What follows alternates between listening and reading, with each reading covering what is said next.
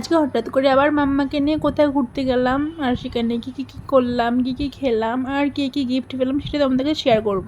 Hello everyone, কেমন আছো তোমরা সবাই? আশা করি সবাই খুব ভালো আছো, আমিও খুব ভালো আছি। সঙ্গীর পাগলামি চ্যানেলে সবাইকে অনেক অনেক স্বাগত। এই যে আমি ড্রেস পরে রেডি হয়ে গেছি, আর একটু মেকআপ করে নিচ্ছি, কারণ মেকআপ ছেড়ে এখন দেশ পুরো অচল। সেটা আমি হাড়ে টের পেয়েছি একটা বিয়ে বাড়িতে গিয়ে। গল্পটা আমি বলছি, শোনো একটু। বিয়ের আগে আমি আর আমার মা গেছি একটা বিয়ে বাড়ি ঘুরতে, মানে দাদার বন্ধুর বোনের বিয়ে। তো সেখানে গেছি। তো আমি গেছি একটা সিম্পল চুড়িদার পরে, চুড়িদার কুর্তি আর একটুখানি লিপস্টিক, ব্যাস। আমি সিম্পলভাবেই সাজতাম, বিয়ের আগে ওটা মেকআপ করতাম না। এরপর বিয়ে বাড়িতে গিয়ে আমার সাথে কিত্তি হয়ে গেছে। মানে বিয়ে বাড়িতে এমন কোনো লোক নেই, এমন কোনো মেয়ে বা বউ নেই যে মেকআপ করেনি, আর আমি সেখানে মেকআপ ছাড়া একদম। আমার তখন এত পরিমাণে লজ্জা করছিল, মানে বলে বোঝাতে পারবো না ঠিক। আমি তখন চুপচাপ এক কর্নারে বসেছিলাম, আর মাকে বলছিলাম যে খাবার প্যান্ডেলে মানে যখন ফাঁকা হবে তখন আমাকে ডাকতে, আমি খেয়ে দিয়ে চলে যাব, ব্যাস। তখন মা ডেকে দিল, তারপরে খেয়ে দিয়ে বাড়ি চলে এসেছি।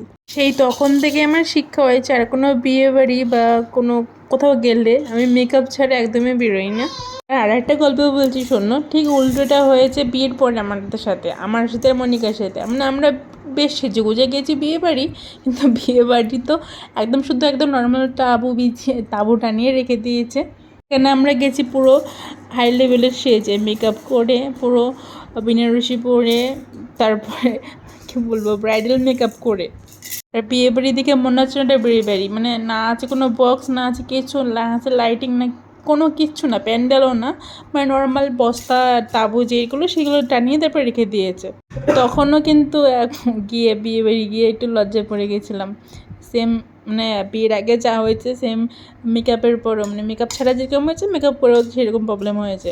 এর জন্যই কথাই আছে, অবস্থা বুঝে ব্যবস্থা করা দরকার। তারপর থেকে আমরা কী করি, কোথাও গেলে, কোনো বিয়েবাড়ি গেলে আগে জিজ্ঞেস করে নিই বিয়েবাড়ি কেমন আয়োজন হয়েছে, কেমন কী আছে, সেই হিসাবে সাজগোজ করি, তারপরে যাই। তো এই যে দেখো, তোমাদের গল্প বলতে বলতে আমার মেকআপ করা কমপ্লিট, আমরা বেরিয়ে পড়েছি, আর গন্তব্যস্থলে পৌঁছেও গেছি আমরা। জায়গাটা তোমরা কে কে কতবার গিয়েছো কমেন্টে জানিও।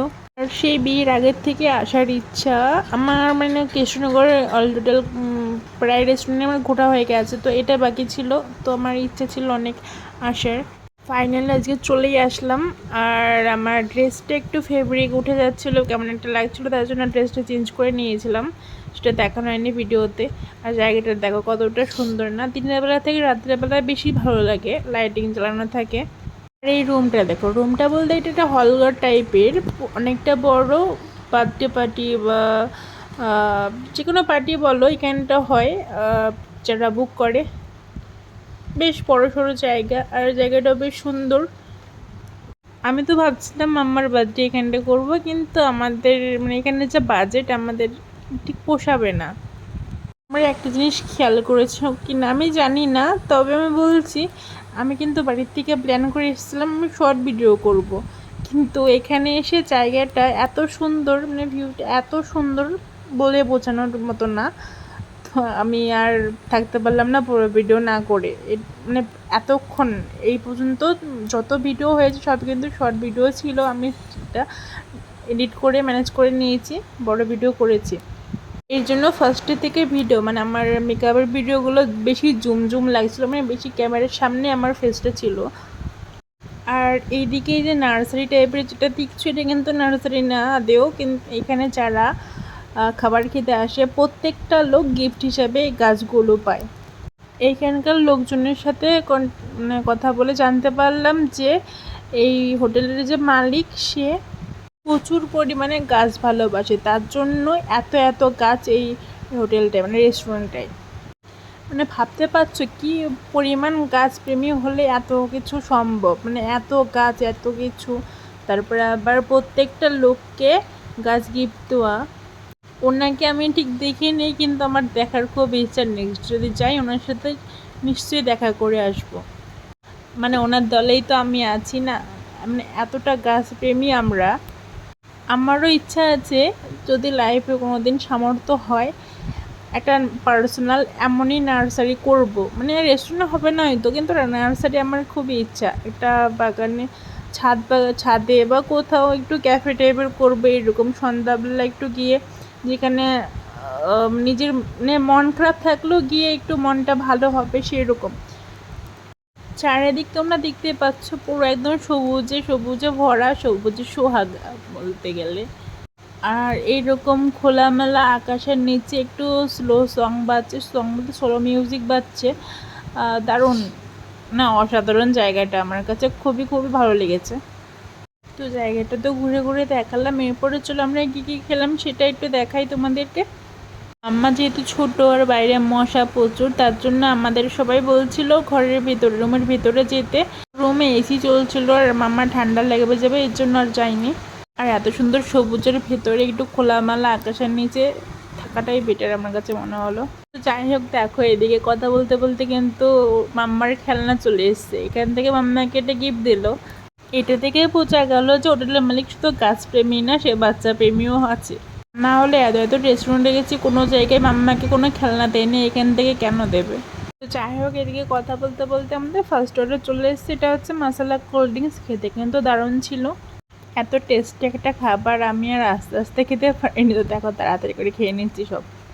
তো এরপর এই কুকিজটা দিয়েছিল আমাদের টেস্ট করতে, মানে কেমন খেতে, তারপরে যদি ভালো লাগে আমাদের প্যাক করে দেবে বাড়ির জন্য, কিনে নিতে হবে এখান থেকে।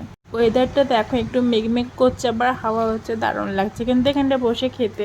এরপর মাম্মা একটু কান্নাকাটি করছিল খাবার জন্য, তো ওকে নিয়ে যাচ্ছি আমরা খাওয়াতে। আর এদিকে দেখো একটা পদ্ম ফুল গাছ, মিনি পদ্ম, এটার যত সম্ভব লিয়াংলি নাম, লিয়াংলি যা বা ওই হবে ওই রকম একটা কিছু, আমি অত নাম মনে নেই। আর অ্যাডিনিয়ামগুলো দেখো কত সুন্দর না। মাম্মাকে দেখো কিন্তু বোঝা যাচ্ছে ওর জায়গাটা খুবই ভালো লেগেছে, খোলামেলা জায়গা, আর এত গাছও সব ঘুরে দেখছে, ফুল দেখছে, এটা সেটা অনেক কিছুই দেখছো।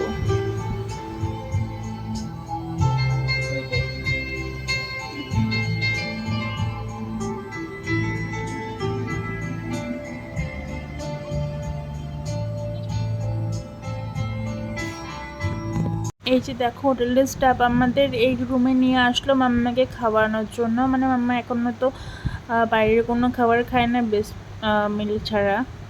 এটা কিন্তু বলতে গেলে ওদের পার্সোনাল রুমই, এটা রান্না করে, এদিকে রান্নাবান্না সবাই, এই যে এদিকে মনে হয় সব আয়োজন রান্নাবান্নার, বিয়ে যখন অনুষ্ঠান বুক করে অনুষ্ঠানের জন্য তখন মানে রান্নাবান্নার এখান থেকে খাবার দাবার সব নিয়ে যাচ্ছিলো আমাদের জন্য। তো এখানে যে কাকু বা দাদা যারা বসে আছে তারা আমাদেরকে ওই রুমটা দেখিয়ে দিল, তাদের একটু থ্যাংক ইউ বলে তারপরে আমরা চলে আসলাম আমরা খাবার টেবিলে।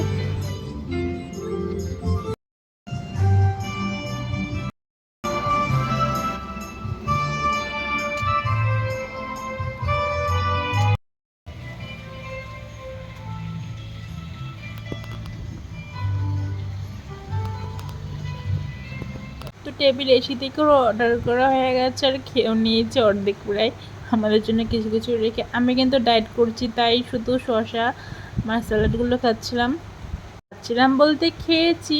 আর এদিকে অর্ডার দিয়েছিল চিকেন কাবাব, শিক কাবাব ছিল, আর ছিল চিকেন 65। যাই হোক, দুটোর থেকে আমি এক পিস করে নিয়েছি, কারণ আমাকে ওজন কমাতে হবে 40 কেজি, ভাবা যায়। চিকেন কাবাবটা অতটা ভালো লাগেনি, কিন্তু 65টা কিন্তু দারুণ টেস্ট ছিল। আমি ওই এক পিস খেয়েছি। তো এরপরে আমাদের নেক্সট অর্ডার চলে এসছে, দেখো ছিল বাটার নান আর ছিল চিকেনের কি একটা আইটেম বেশ মনে নেই।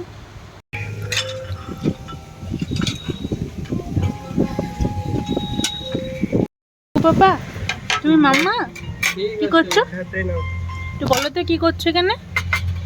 ও মাম্মা বলো একটু কি করছো।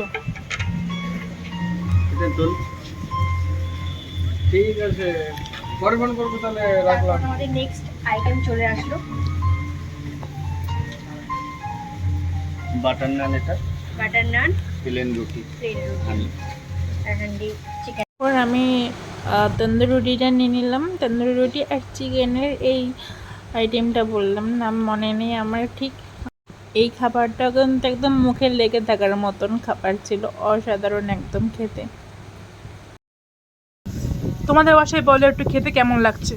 হেবি লাগাতে তোমাদের ভাষায় বললো তো। সেটা তো বললাম, কি হেভি হেভি লাগাতে, হেভি লাগলা হেভি লাগাতে। লাগাতে তুমি একটু বলো তোমাদের ভাষায়। অসাধারণ হয়েছে। অসাধারণ না, তুমি তোমাদের দেবনাথ ভাষায় বলো। দেবনাথ ভাষা বলো, দেখি কেমনে পারো। কৌ কৌ আমাদের ভাষা আমি জানি না, একেবারে কুদুসা হয়েছে। কি পাবলিক মাতৃভাষাই জানে ওই না। তো দাদা বলছে এগুলো কি? হয়েছে। বাপই ভালো করে। কি কি কি আমি তো এমনি বললাম। কি হয়েছে বল, বলতে